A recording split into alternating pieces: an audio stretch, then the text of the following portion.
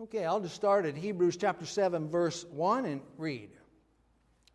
For this Melchizedek, king of Salem, priest of the Most High God, met Abraham, returning from the slaughter of the kings, and blessed him. And to him Abraham apportioned a tenth part of everything. He is first, by translation of his name, King of Righteousness. And then he is also King of Salem, that is, King of Peace. He is without father or mother or genealogy, having neither beginning of days nor end of life, but resembling the Son of God, he continues a priest forever. See how great this man was, to whom Abraham the patriarch gave a tenth of his spoils. And those descendants of Levi who receive the priestly office have a commandment in the law to take tithes from the people, that is, from their brothers, though these are also descended from Abraham. But this man who does not have his descent from them received tithes from Abraham and blessed him who had the promises. It is beyond dispute that the inferior is blessed by the superior. In the one case, tithes are received by mortal men, and in the other case, by one of whom it is testified that he lives. One might even say that Levi himself, who receives tithes, paid tithes through Abraham, for he was still in the loins of his ancestor when Melchizedek met him. Well, there's a lot in that passage, and it continues for the rest of chapter 7. And so what we'll do today is just kind of get oriented and get maybe a little bit of a background on what's happening here with what's being taught. You'll remember in Hebrews chapter 5, if we remember just where we had been, in Hebrews chapter 5, verse 11, the writer says, "About this we have much to say, and it's hard to explain since you have become dull of hearing, for by this time you ought to become teachers." And you'll remember we went through that.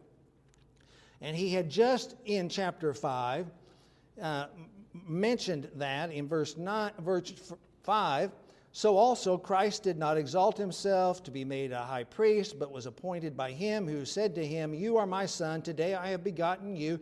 And he says also in another place, 'You are a priest forever after the order of Melchizedek,'" quoting from Psalm 110. So he mentions Melchizedek. Then he says, "About this we have much to say, but you're not hearing so well." And he takes kind of an off-ramp there and talks about that as we considered for a few weeks. And then now he's coming back to the issue of Melchizedek.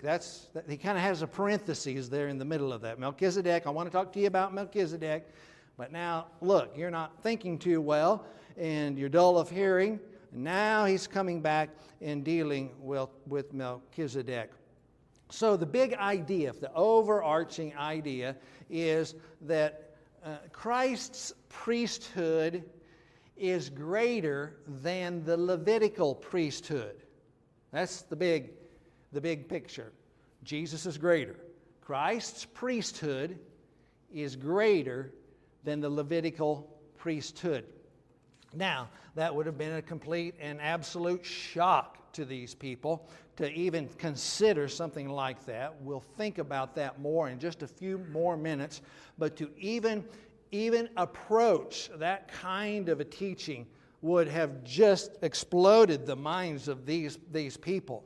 And so the writer of Hebrews has to go into kind of a nuanced argument. It's a true argument, but it's nuanced and it's a little complicated in the argument that he is making here, and we'll sort that out here in a few moments. So just some background here as we get started. In your listening guide, you have this diagram I put together. And that's just to reorient ourselves as to where we are. God calls Abram in Genesis 12.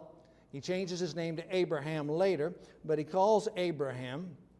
And then Abraham has a son, Isaac, who has a son, Jacob, whose name is changed to Israel. And then Israel, Jacob, has sons, and they're the 12 tribes of Israel. Okay, that's a quick review there. So when Abraham is called, we have thought about in the past the Abrahamic covenant, that God makes a covenant with Abram, and Abram obeys. And the nation of Israel, for all of their history, even up to today, looks back to the faithfulness and obedience of Abraham.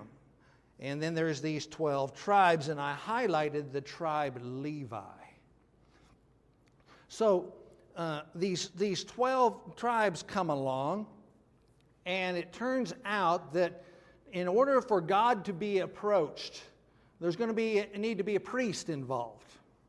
Somebody's going to need, about that work, that priestly work, there needs to be an intercessor between sinful people and holy God, and those priests will come out of the tribe of Levi, so we have the Levitical priesthood. That was their role. Other tribes that had other activities, what they did, but for the nation of Israel, it was the tribe of Levi was responsible for the priestly duties for the nation. Now, that little text box that's out there to the side says Moses and Aaron. Moses and Aaron, his brother Aaron, come out of the tribe of Levi. So Moses and Aaron are Levites. Really, it's important here to see that Aaron is a Levite. Moses too, great Moses that he is. But since all priests must be Levites, God says Aaron will be the high priest, so all of the sacrificial work, the offering of the sacrifices, going into the Holy of Holies, the once a year, that'll be done by the line of Aaron. Out of all of the Levites, the line of Aaron, they will be the ones that are doing the religious priestly work. Now, the other Levites, they assisted the work that those in the line of Aaron did. As I say, that line of Aaron, they're giving the sacrifices. The others are in security for the temple, for example, probably singers, probably instrumentalists, these type of things. Levites, that's their work. But there's a line there with Aaron and his following. That is the line that the high priest would be coming out of. When we read about the high priest think about it during Easter. We think of Resurrection Sunday, that time it's coming early this year, but it's coming soon. We'll think about the high priest. They're in the line of Aaron.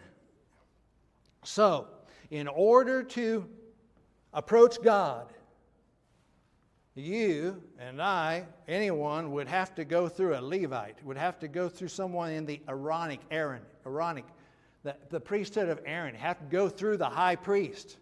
The high priest offers that sacrifice once a year for the atonement of sin. That's what that chart is. I'm hoping to just kind of remind you of that. These are things we've visited before, but just remind you of it. It's nuanced for sure. So in order to come to God, you have to go through a priest that's in this line right here.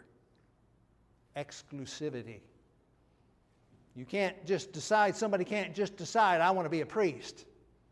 You have to come this bloodline. It's not whether the person was righteous or lived a good upstanding life. It's whether or not they had the bloodline.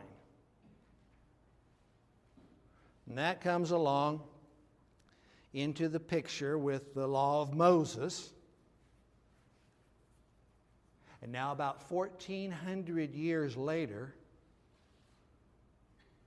the writer of Hebrews is saying, Jesus is greater than these priests.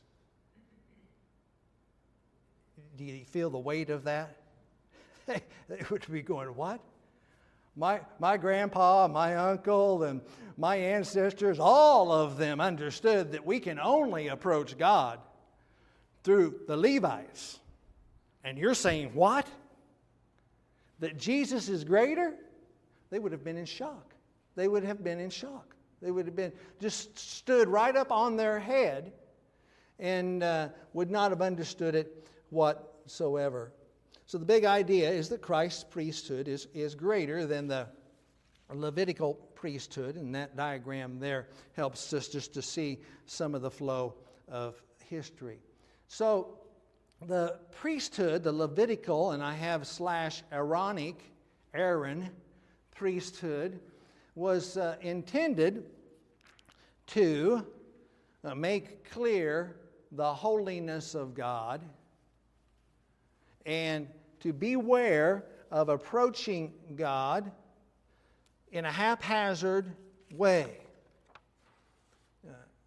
All of this description of the tabernacle and then the temple, and all of this description that about the priests and their garments and their way they behave, all of that is a picture to say God is high, holy, God is in a majestic place, and God is not to be approached in a very casual way. In fact, God can only be approached by a certain individual, and that certain individual needs to come through the line of Aaron. It's the only way that I can be approached. You, as a sinful human being, have to have your sin atoned for, and the only one that can do that is coming from the line of Aaron. The point of that is to show the great holiness, the great majesty of God. So when you're in the Old Testament doing your reading, Leviticus, Exodus, and when you're doing that reading, know that the holiness of God is at stake. It's the holiness of the Most High God, the Yahweh, is at stake, and that's how to approach God is being described. I have a reference there in your listening guide to Leviticus chapter 10, verses 1 to 3. Those are the two sons of Aaron himself, who were called to be priests in the line of Aaron, of course, and they were struck down because they offered strange fire. And then we later read in 1 Samuel about the priest Eli. And Eli has these sons, Hophni and Phinehas, and they don't approach the worship of God like they ought to, and they both die the same day. They are judged by God. All that is to say that God is high, holy, powerful, and is to be approached in an honorable and a respectable way. So this Levitical priesthood made it clear the necessity and the importance of a God-approved intercessor. The priests, high priests, the priests that served in the temple had to have that family heritage. They had to be of Israel. And they had to identify with the Jewish religion, highly nationalistic, highly Jewish. They're about the task and about the work of offering sacrifices, and those sacrifices weren't permanent. They had to be renewed year after year. A priest couldn't be a king. I mean, it was unheard of in Israel for a priest to be a king. Hebrews chapter 7 verse 1 says, "For this Melchizedek, king of Salem, priest of the Most High God." What? Priest of the Most High God and a king? Highly unusual. Melchizedek, highly unusual. They had to be in the right family, and all of these sacrifices that they went through and offered were only temporary. This is all in the background, in the thinking of the people of Israel, the Hebrews, to which the writer is addressing. We have to understand that the priesthood, one of the messages it gives us, that there is a necessity, and it's highly important, exclusively important, that a God-approved intercessor be in place for a person to approach God. Now, I know some of you are already ahead of me here. Jesus being our high priest, we can approach God through Jesus. Yes, we'll get to that. That's true. But we want to be careful. I mentioned exclusivity a few minutes ago, actually a couple of times already. And in the history of Israel, there is an exclusive God. There is one God alone, not three gods, not 330 million gods. There's one exclusive God, and that God is to be approached in a very exclusive way. That message has not changed. That has not changed. That's consistent from the Old Testament into the New Testament. Therefore, we can come into the age that we live in now, and we hear people say, well, God can be approached any way. It's the same God by a different name, but God can be approached in any way that we think is appropriate, whatever feels right for you. What changed? Nothing changed. God's heart, God's attitude is the same. God can be approached only in one exclusive way. And we know from the New Testament that way is through Jesus Christ alone. So this idea of multiple pathways to God is foreign to the whole path, the whole tenor, the whole trajectory from the Old Testament into the New Testament. The disciples, Matthew, John, the Apostle Paul, Jesus himself would not have understood anything about coming to God just in any old way you want to come to God. They wouldn't have understood that at all in the Jewish mindset. It's very, very exclusive. Quickly, it might help us just to get some context again. This teaching that the writer is addressing about Melchizedek comes out of Genesis. So we could turn to Genesis chapter 14, and I'll highlight a couple sections, and you may want to dig into it a little later this week.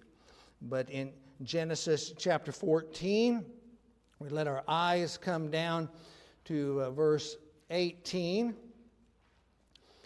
And we see in Genesis 14 that what had happened is Abraham and Lot, they both become very wealthy. So Lot is Abraham's nephew. They part ways.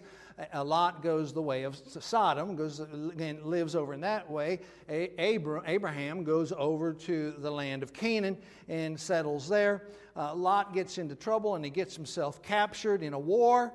And Abraham goes and he rescues him and defeats the enemy, but rescues Lot. That's so very important there. And then there's the spoils of war that are present in that story as well. And we pick it up here in verse 18 as Abraham is returning. He passes by the way of Melchizedek. Verse 18, Genesis 14, and Melchizedek, king of Salem, brought out bread and wine. He was priest of the Most High God, and he blessed him and said, Blessed be Abram by God Most High, possessor of heaven and earth, and blessed be God Most High, who has delivered your enemies into your hand. And Abram gave him a tenth of everything. And the king of Sodom said to Abram, Give me the persons, but take the goods for yourself. But Abram said to the king of Sodom, I have lifted my hand to the Lord God Most High, possessor of heaven and earth, and I would not take a thread or a sandal trap or anything that is yours, lest you say, I have made Abram rich. I will take nothing, that what the young men have eaten, and share of the men who went with me, Let Aner, Eshcol, and Mamre take their share. So the writer of Hebrews is referring to this account of Abram and Melchizedek, and that's before the Mosaic law is given, as we see here in our chart. Just real quickly also in Psalm 110, these are passages the people would have known very well. Psalm 110, verse 4. The Lord has sworn and will not change his mind. You are a priest forever after the order of Melchizedek. So in that passage in Psalm 110, verse 4, after the order of Melchizedek, the writer of Hebrews is saying Melchizedek is of a different order than the Levitical priests are. And not only that, Jesus Christ is of a different order. So that word order there is important in Psalm 110. Just our background. These are the only places Melchizedek is mentioned. That's what kind of makes him, Melchizedek, kind of curious to us. There's not a lot of discussion about Melchizedek and who he is. A little bit. The writer of Hebrews unfolds it more than any of the others. So there's this exclusivity regarding approaching God, and there needs to be a God-approved intercessor. So there's the issue of a type. And Melchizedek is a type, a likeness. Now, a type is a person or a ceremony or a practice that points to something greater than itself.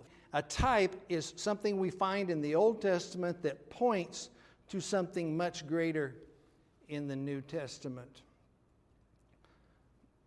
For example, the Lamb of God. Well, there's a spotless lamb that's given in the Old Testament sacrifices.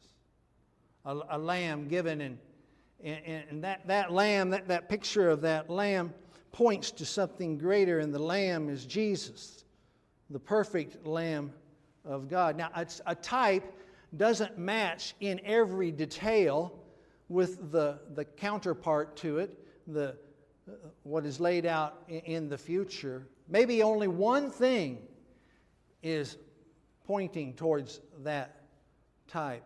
But a type takes an activity or a person, and it's pointing towards this reality out in the future.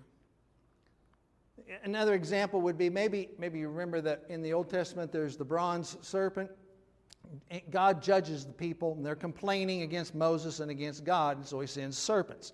These fiery serpents, and the serpents bite the people. And God says to put a bronze fiery serpent up on a pole, and whoever looks to the pole will not die. Well, that's a type of Jesus Christ being lifted up, and whoever looks to Christ in faith will escape the fiery trial that would otherwise await them. Obviously, the fulfillment of the type doesn't need to be bronze. Jesus wasn't bronze. And it doesn't need to be a serpent. Jesus wasn't a serpent. But there's a truth in that picture that points to something greater. And Melchizedek is a type. He's a type of the real thing. He's a priest, a king and a priest. Jesus is king. Jesus is priest, pointing to something greater, the fulfillment of what we get a glimpse of in just a small way with Melchizedek. So that's what's at stake here with the writer to Hebrews. He's saying, look, Jesus is greater than the Levitical priesthood. He's greater than, and you need to look to Jesus as your high priest. This is a new concept to the people he's writing to. This whole idea of priesthood is found only in Hebrews. It's a new concept being introduced. And he's drawing on an example from Old Testament Abraham. Prior to Moses, all of the law that was given, he's drawing from an example there and showing them something about, look at what happened with your father Abraham, who you revere so deeply. Look how he dealt with Melchizedek. And this man Melchizedek was of a different order, the order of Melchizedek. So then he unrolls forward these arguments that he has. See how great a man, verse 4, how great this man was to Abraham, the patriarch, gave a tenth of his spoils, gave a tithe.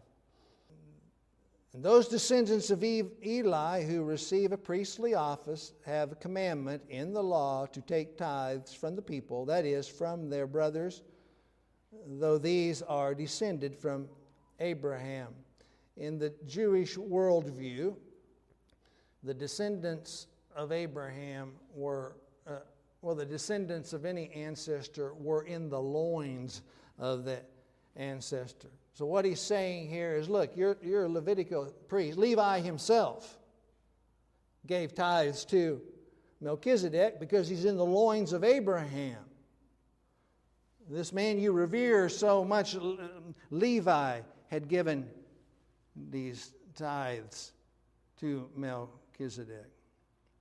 So as we look all down through this passage here, there are these arguments that the writer is unfolding. When an offering is given in that context, in that history, when an offering is given, the offering is given from the lesser to the greater.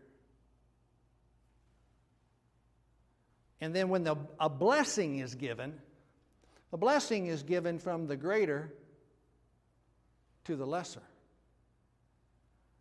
So the idea being, and that's what he unrolls here, and as we read down through verse 5 and in verse 7, it is far beyond dispute that the inferior is blessed by the superior.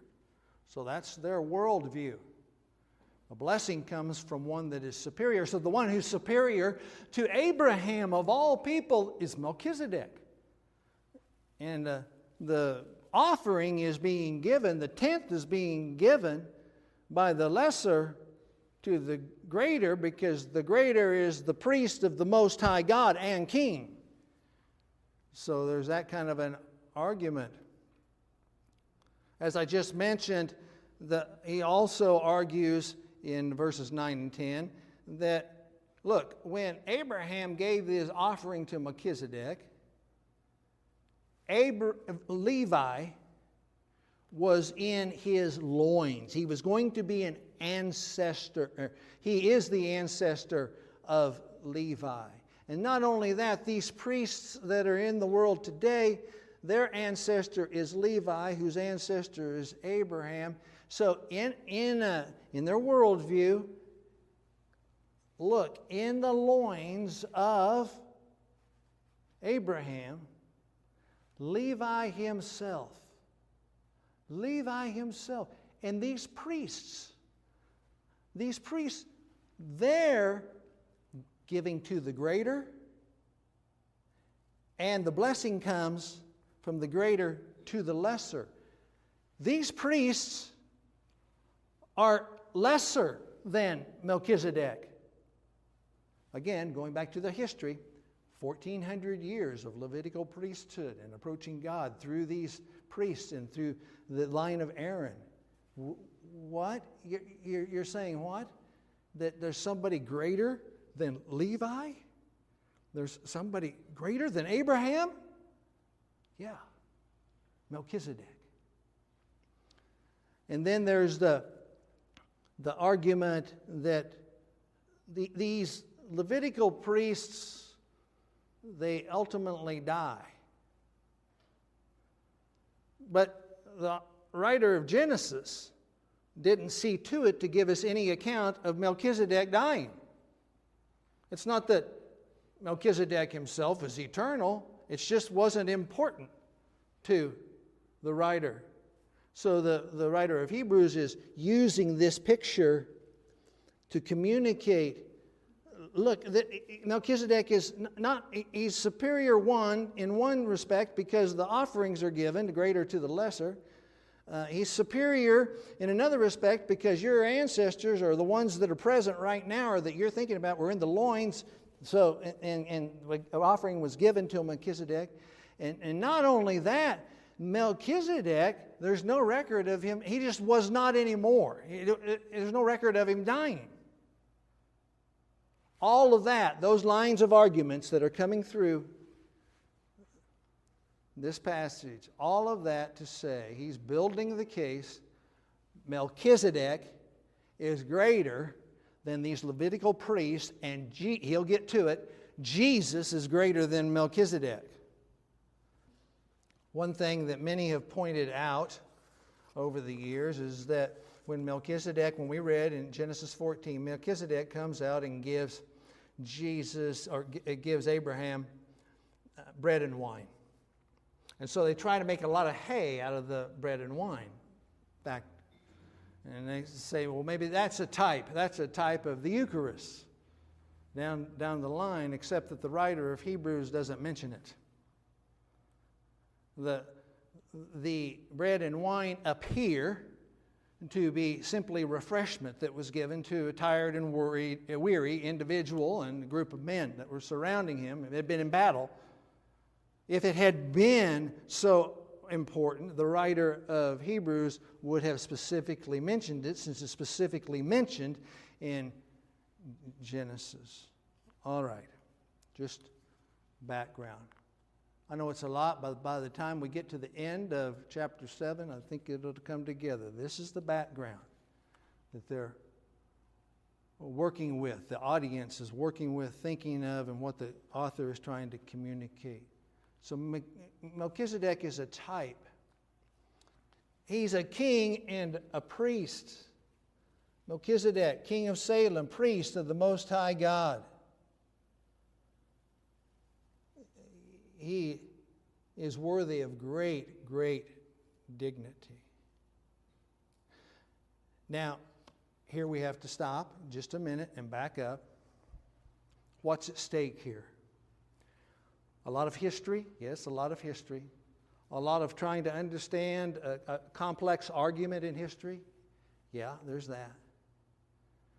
But what's really at stake is that Jesus Christ is Lord. Jesus Christ is worthy of great dignity, exclusive dignity. He's a king. Anyone who would claim him as their Savior, he's a king of their life and is to be treated as a king. Anyone that would think of even approaching God, talking about God, the Most High God, needs to deal with the priest of the Most High God. Much of this is absent in the world you live in. Jesus is a good teacher. He's my buddy. I sing songs about Jesus. He dressed kind of cool. He's Lord, He's King, He's priest, and the message of Hebrews chapter 7, what I want you to get from it, not only today but the weeks ahead, that Jesus is greater. He is so awesome. He is greater. Don't try to equate Him with some priest in the Old Testament or in the New Testament. Don't try to equate Him with Moses or equate Him with Abraham. Don't try to equate Him with Melchizedek. He is the greatest. And therefore, He demands and has the right to your submission in all of your life. That's what's at stake. So Melchizedek, as a type, deserved great dignity, both as a king and a priest. You might find it interesting, you break the words down. Melchizedek, means my king. Zedek, meaning righteousness. The king of Salem, that word Salem is closely associated with shalom, peace. And in fact, we read here that the writer mentions that in verse 2. King of righteousness. He is the first, by translation of his name, King of righteousness. And then he is also King of Salem, King of peace. That is, King of peace. Salem pointing to Jerusalem. A great dignity is owed and deserved to Melchizedek, in that his ministry, the order of Melchizedek, is independent of any genealogy, and there's no record of an end to his priesthood. That's just not important to the writer of Genesis, and that's not important to the writer of Hebrews. The writer of Hebrews is taking a picture, he's taking a type, and he's using it to establish his argument. It would be something akin to today, someone saying, you got to keep your eyes on Jesus. And remember Peter, when he got out of the boat, he didn't keep his eyes on Jesus. He's using a story to establish his point. That's what the writer's doing. He's using this story to establish a point that the people had never heard of before, never thought of Melchizedek in that way. Jesus comes out of a tribe too. He's the Lion of Judah. He comes out of the line of Judah, not Levi. Oh, and you want me to approach him as high priest? And he's not even out of the tribe of Levi? You can imagine these people would have been scandalized. Yeah. Jesus is worthy of dignity and respect. And his position, his priesthood is not dependent upon some earthly genealogy. And his priesthood continues. Melchizedek was treated with great dignity by none other than Abraham, because he received a tenth, or he received a tithe from Abraham. Now, just briefly on the tithe that Abram gave Melchizedek. Some teachers try to take that and build a teaching that tithing a tenth is required today, because this takes place prior to the Mosaic covenant. So someone says, well, we're not under the Mosaic law, we're under grace. Right, okay, good. Well, this took place before the law, so some teaching is built upon that. But that's not correct. It's not the correct teaching.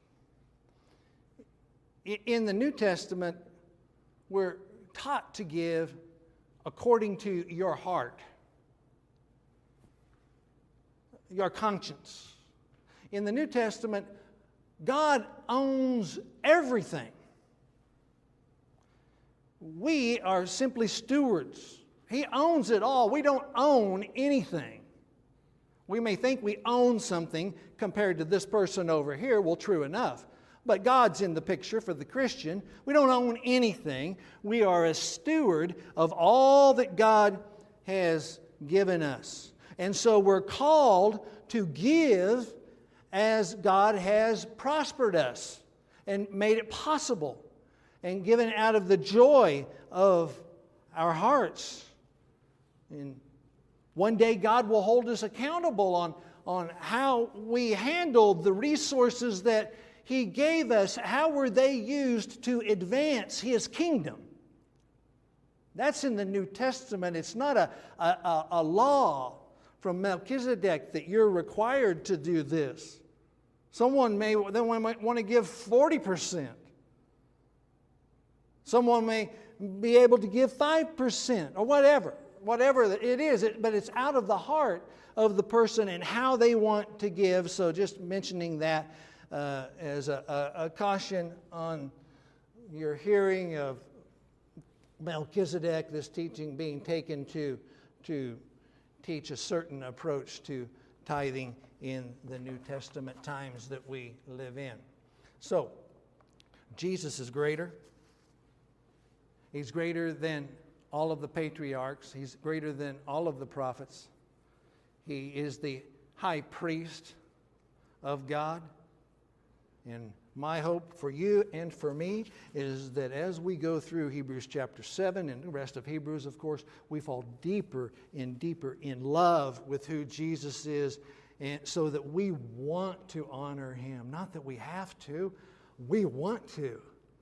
But because He's so magnificent and so great, and He gives all of these spiritual blessings to those who follow Him, which may or may not work out into material blessing, but spiritual blessing nonetheless. He's so awesome. He's so great. He's of a completely different order. I want to worship Him. I want to honor Him with my life.